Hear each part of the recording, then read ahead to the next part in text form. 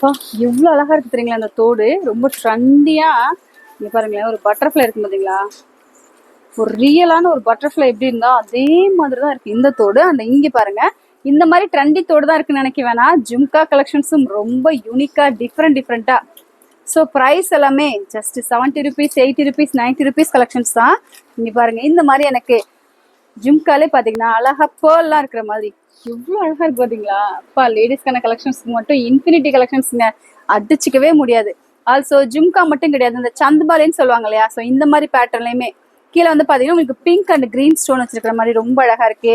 இல்ல எனக்கு இந்த மாதிரி சில்வர் பினிஷிங்ல இருக்கணும்,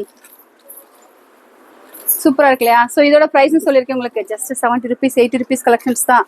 அண்ட் இந்த மாதிரி உங்களுக்கு பிளாக் மெட்டல் இருக்கு இல்லையா, ஸோ நல்லா ஒரு காட்டன் சாரிலாம் போடும்போது நல்லா ட்ரெண்டியாக போகிறதுக்கு அந்த மாதிரி ஒரு பிளாக் மெட்டல் கலெக்ஷன்ஸ்.